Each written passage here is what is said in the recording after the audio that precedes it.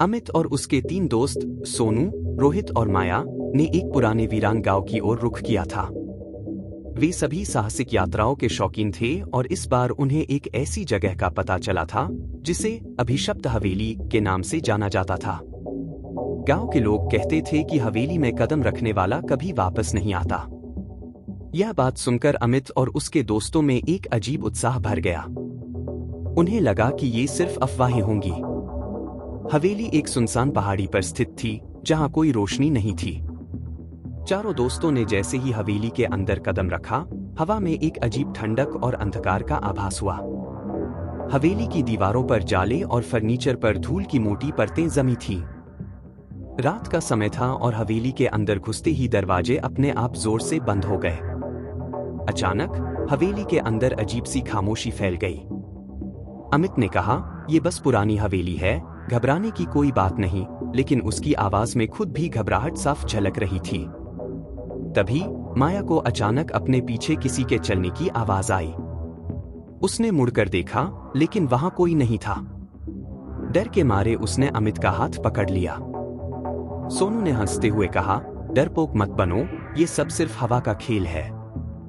लेकिन तभी हवेली के पुराने दरवाजे अचानक खुद ब खुद खुलने लगे और एक साया दीवारों पर तेजी से दौड़ता दिखाई दिया। सबके चेहरे पर डर के साए छा गए थे। हवेली के अंदर चारों तरफ अजीब सी फुसफुसाहटें सुनाई देने लगीं, जैसे कोई नजदीक आकर कुछ बोल रहा हो। अचानक रोहित चिल्लाने लगा, "यहां से भागो! यह जगह अभिशप्त है।" वह किसी अज्ञात डर से कांप रहा था। उसके चेहरे पर भय और घबराहट साफ दिखाई दे रहे थे। अमित ने उसे शांत करने की कोशिश की, लेकिन तभी हवेली की छत से एक पुरानी तस्वीर नीचे गिरी। तस्वीर में एक परिवार था और उनके चेहरे बिल्कुल वैसे ही दिख रहे थे जैसे अमित और उसके दोस्तों के। सभी के दिलों की धड़कनें तेज हो गईं। क्या ये सब महज एक इत्तेफाक था या फिर हवेली में उनका स्वागत करने के लिए कोई इंतजार कर रहा था? तभी माया को अपने कंधे पर किसी की ठंडी उंगलियों का स्पर्श महसूस हुआ। जब उसने मुड़कर देखा तो वहां कोई नहीं था। हवेली के दरवाजे अब बंद हो चुके थे। हवा अचानक और ठंडी हो गई और चारों को महसूस हुआ कि वे अब इस हवेली से कभी बाहर नहीं निकल पाएंगे। फिर हवेली के एक कोने से धीमी मगर स्पष्ट आवाज आई, "तुम लोगों को यहां नहीं आना चाहिए था। अब तुम सब मेरे हो।" अमित ने दरवाजा खोलने की कोशिश की, लेकिन वह किसी अज्ञात शक्ति से बंद हो चुका था।